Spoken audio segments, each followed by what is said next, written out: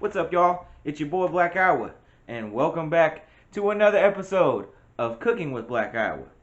On today's episode, I'm going to be making some pulled pork barbecue sandwiches. Now, usually I would step outside to the grill and do this, but today I wanted to show you that you can do it in your oven here.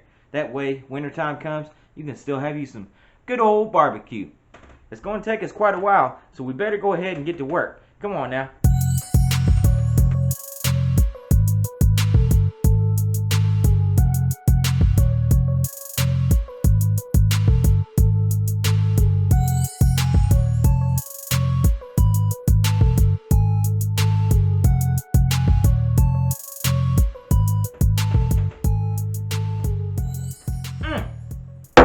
That's good.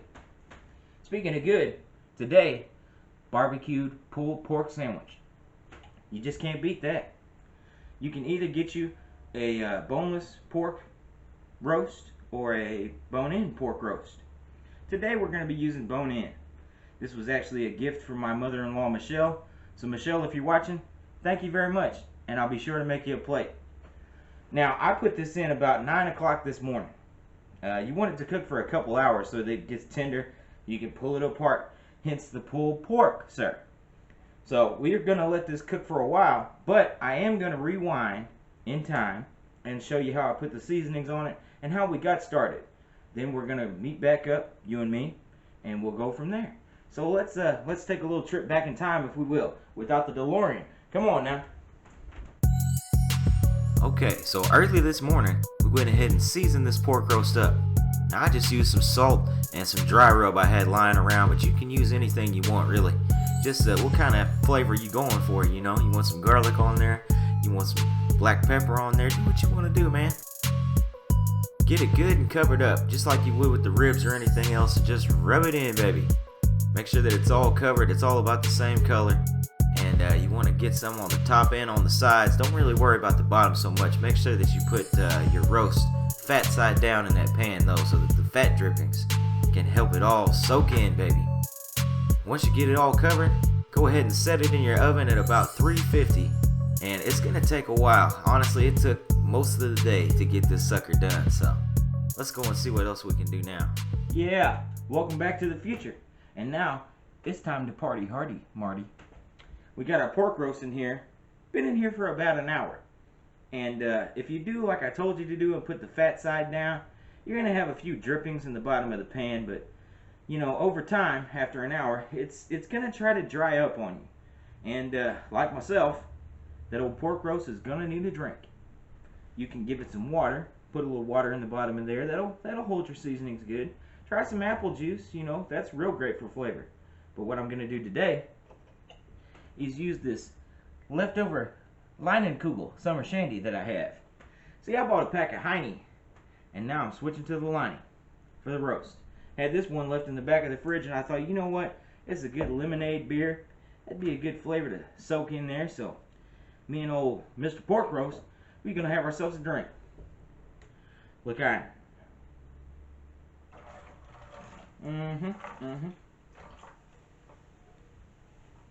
He's thirsty. Very thirsty. Now, I'm going to let that sit in the pan and soak for about another hour or so. You want your temp to get to about 170. And that's what I'll show you when we're getting close to time to start pulling it apart. But we can go ahead and take our lid, put it back on, and it's plenty of time for us to go ahead and make our coleslaw, baby. Grandma's recipe. A good topper for a pulled pork sandwich or something good to have on the side. So let's go ahead and get it started. Come on now, come on. Let's go, come on. Don't be a slacker, come on. Now, we've done this before, but let's have a little bit of a refresher course. Go ahead and put your Miracle Whip in there. Take some vinegar and put it around the outside just like a moat. Like you got a Miracle Whip castle and that's the moat. Now, usually we use milk, but we don't have any today. So we're just going to go ahead and add a little sugar for some sweetness. And then we want to take that fork and mix it up till it gets good and creamy smooth. Yeah, that's looking perfect right there. It's as smooth as me, baby. So now we'll go ahead and take our coleslaw and add our dressing to it. You want to start mixing it up, and you know, my grandma, she would tell you that while you're mixing it up and getting it all together, sometimes you got to stop and just have a little taste. See how it is. see if it needs a little bit extra this, extra that. But this is pretty good right here, so I think we're good to go. Now, once you get done mixing it up, that pork still got some time.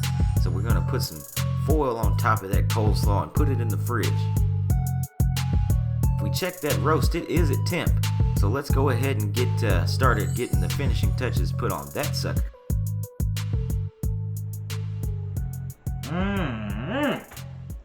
Smelling like that pork roast is about done to me. So we can go ahead and take it out of here, transfer it to our other pan, start pulling it, and put that barbecue sauce on it. And then after that, we can go ahead and assemble our sandwich.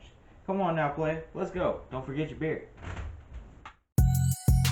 Now, get you a fork or a couple forks and a knife, and you want to just start pulling it apart. Now me, I'm going to go ahead and shave it at this point because it makes it easier to tear up, you know. So just gonna go ahead and I'm carving mine like an old turkey, boy. Get all the meat off that bone too. Make sure that you get every penny's worth. And once you've got it all shredded up, looking good, then you can add your barbecue sauce, man. My favorite part. I love that barbecue sauce. That's why I put a lot on there too. Go ahead and cover it good. And you know, what we're gonna do once we get done here is actually take this and put it back in the oven. See, I told you it takes a long time. It was about 5 hours total to get this sucker done. And after that, well, I'm whooped and I need to rest myself. But not for long, because I gotta get back up and make that sandwich. So put that good meat on there first. A lot of it too, if you please. Then we'll go over to our coleslaw and put a heaping helping of that right on top. Close that bun up if you would. And I'm finally ready for a bite. I'm starving to death by this point, boy. Alright, baby. The time has come. The pulled pork sandwich is done. And I'm going to have the first bite for me. Looks pretty good.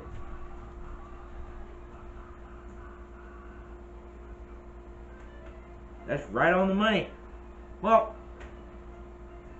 hope y'all enjoyed this episode of Cooking with Black Iowa. Make sure to like and subscribe and follow me on social media. You can also watch all my other cooking videos right here on YouTube. Y'all have a good one. Peace.